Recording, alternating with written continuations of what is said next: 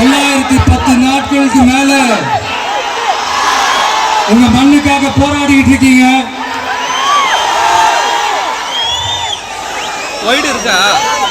உங்க போராட்டத்தை பத்தி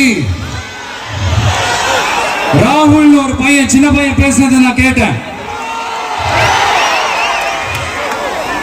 அந்த குழந்தையோட பேச்சு மனசு ஏதோ செஞ்சிருச்சு. உடனே உங்க எல்லாரையும் பார்க்கணும்னு தோணுச்சு, உங்க எல்லாரையும் கூட பேசி ஆகணும்னு தோணுச்சு. உங்க எல்லாரும் கூட நான் நிற்பேன், நீ தொடர்ந்து நிற்பேன் சொல்லணும்னு தோணுச்சு.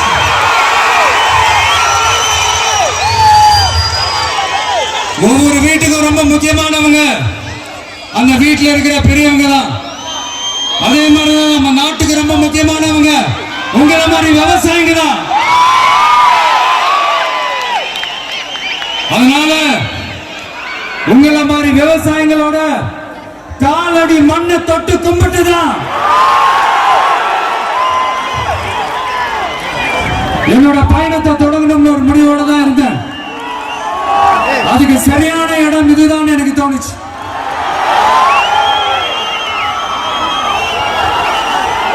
என்ன, உங்க வீட்டில் இருக்கிற ஒரு மகனா என்னோட கள அரசியல் பயணம் உங்களோட ஆசீர்வாதத்தோட இங்கிருந்து தான் தொடங்குது. நம்மளுடைய முதல் மாநில மாநாட்டில் நம்ம கட்சியினுடைய கொள்கையை பத்தி நான் எடுத்து சொன்னேன். அதுல ஒண்ணுதான் இயற்கை வள பாதுகாப்பு. சூழலியல் மற்றும் காலநிலை நெருக்கடியை எதிர்கொள்ளக்கூடிய இயற்கைக்கு ஊறு விளைவிக்காத பகுதிசார் மாநில வளர்ச்சி பரவலாக்கம். இதான் நாம் அறிவிச்ச அந்த கொள்கை. இதான் நான் இங்க சொல்றதுக்கு காரணம் ஓட்டு அரசியலுக்காக இல்ல.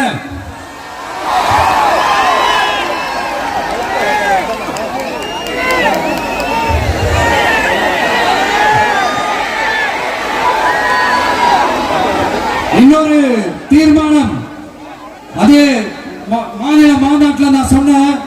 அது விவசாய நிலங்கள் பாதுகாப்பு கொள்கை தீர்மானம். அதுல காஞ்சிபுரம் மாவட்டம் பரந்தூரில் 1000க்கும் மேற்பட்ட ஏக்கர் பரப்பளவில் 13 நீர்நிலைகளை அடிச்சு சென்னையை நிரந்தரமாக வெள்ளக்காடாக்கும் திட்டத்தை ஒன்றிய மாநில அரசுகள் கைவிட வேண்டும் என்று வலியுறுத்தின. அது மட்டுமில்லாம இந்த மண்ணுக்காகவும் மக்களுக்காகவும் நம்ம விவசாயிகள் பாதிக்கிற இந்த திட்டத்துக்கு எதிராக சட்ட போராட்டம் நடத்தவும் தயங்க மாட்டோம்னு சொல்லியிருந்தோம். அதை இங்க உங்க முன்னாடி ரொம்ப ஸ்ட்ராங்கா வலியுறுத்துறேன். இந்த பிரச்சனையில நான் உங்களோட உறுதியா நிற்பேன். இன்னொரு முக்கியமான விஷயம், நம்மள ஆண்டுகிட்டு இருக்கிற ஒன்றிய அரசுக்கும் மாநில அரசுக்கும் நான் சொல்லணும்னு நினைக்கிறேன். நான் இங்க வளர்ச்சிக்கு எதிரானவெல்லாம் கிடையாது. ஏர்போர்ட்டை வரக்கூடாதுன்னு நான் சொல்லல, இந்த இடத்துல வரக்கூடாதுன்னு நான் சொல்றேன். இல்ல நான் சொல்லலன்னு இவன் வளர்ச்சிக்கு எதிரானவன் அப்படி இப்படின்னு சொல்லி ஒரு கதையை கட்டி ஆரம்பிச்சிருவாங்க. நமக்கு அதை பத்தி எல்லாம் கவலை இல்லை. மெய்ய எல்லாத்துக்கும் மேல இன்னைக்கு இந்த பூமியில வாழ்ற எல்லா உயிரினங்களோட இருப்பையும் புவி வெப்பமயமாதல் பயமுறுத்திட்டு இருக்கு. அதனுடைய ரிசல்ட் தான் ஒவ்வொரு வருஷமும் இந்த மழை காலத்துல வெள்ளத்துல சென்னை சிட்டி எப்படி தத்தளிச்சுக்கிட்டு இருக்கிறத நம்ம பாக்குறோம். இப்ப ரீசன்ட் டைம்ல எடுத்த ஒரு அறிவியல் ஆய்வுல ஒவ்வொரு வருஷம் சென்னையில வர ஃப்ளட்டுக்கு காரணமே இங்க இந்த சுற்று வட்டார பகுதியில் இருக்கிற சதுப்பு நிலங்களை நீர்நிலைகளை அழிச்சது தான் சொல்லுது. இப்படி ஒரு சூழல் இருக்கும் போது 90% ஆஃப் விவசாய நிலங்கள் 90% ஆஃப் நீர்நிலைகளை அழிச்சு இங்க இந்த பரந்தூர் விமான நிலையத்தை கொண்டு வரணும்னு எடுக்கிற அந்த முடிவை எந்த அரசா இருந்தாலும் அது மக்கள் விரோத அரசா தான் இருக்க முடியும்.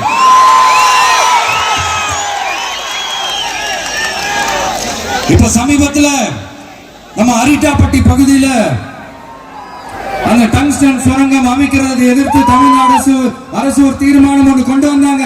அதை நான் மனப்பூர்வமாக வரவேற்கிறேன். ஆனா அதே நிலைப்பாட்டை தானே இங்க நம்ம பரந்தூர் பிரச்சனையில எடுத்திருக்கணும். எடுக்கணும். எப்படி அரிட்டாப்பட்டி பகுதி மக்கள் நம்ம மக்களும், அதே மாதிரி தானே பரந்தூர் மக்களும் நம்ம மக்கள். அப்படித்தானே ஒரு அரசாங்கம் யோசிக்கணும். ஆனா அப்படி செய்யலையே. ஏன் செய்யல? ஏன்னா இந்த விமான நிலையத்தையும் தாண்டி இந்த திட்டத்தில் அவங்களுக்கு ஏதோ ஒரு லாபம் இருக்குது.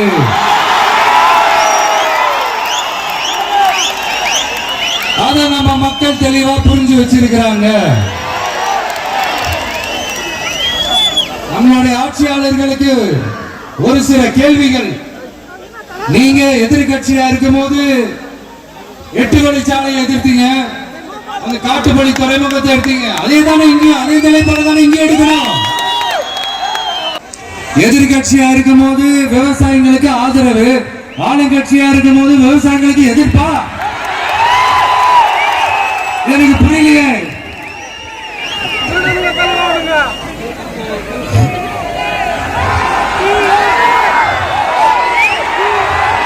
அதனால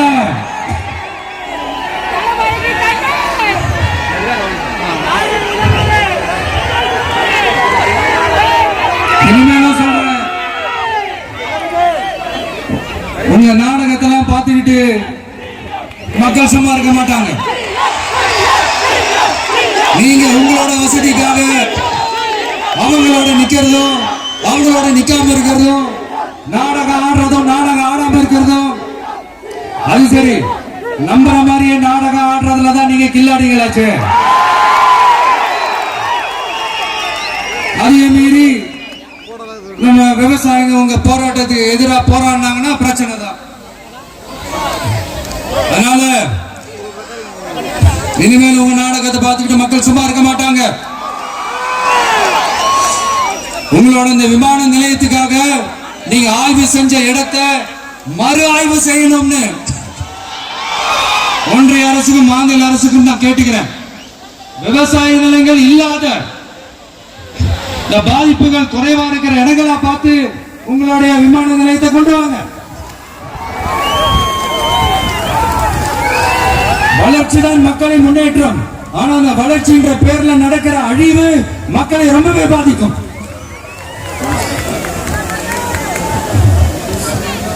நீங்க எல்லாரும் உங்களுடைய ஊர் கிராம தேவதைகளான கொல்லமட்டால் அம்மன் மேலையும் எல்லை அம்மன் மேலையும் ரொம்பவே நம்பிக்கை வச்சிருக்கீங்கன்றது எனக்கு தெரிஞ்சது. அந்த நம்பிக்கையை இழந்துடாதீங்க. உங்களுக்காகவும் உங்க ஊருக்காகவும் இனி உங்க வீட்டு பிள்ளையான நாடும் தமிழக வெற்றி கழகத்தோட தோழர்களும் சட்டத்துக்கு முற்பட்டு எல்லா வழிகளிலும் உங்களோட உறுதி அளிப்பேன். உங்களோட ஊருக்குள்ள ஏகனாபுரம் ஊருக்குள்ள வந்து அந்த திடல்ல தான் உங்க எல்லாரையும் மீட் பண்ணணும்னு நினைச்சேன். ஆனா எனக்கு பர்மிஷன் கிடைக்கல. இங்கதான் பர்மிஷன் கொடுத்தாங்க. நான் ஏன் ஊருக்குள்ள வரணும் தடைன்னு எனக்கு தெரியல. இப்படிதான் கொஞ்ச நாளைக்கு முன்னாடி நம்ம புள்ளிங்க ஒரு நோட்டீஸ் கொடுத்ததுக்கு தடை விதிச்சாங்க.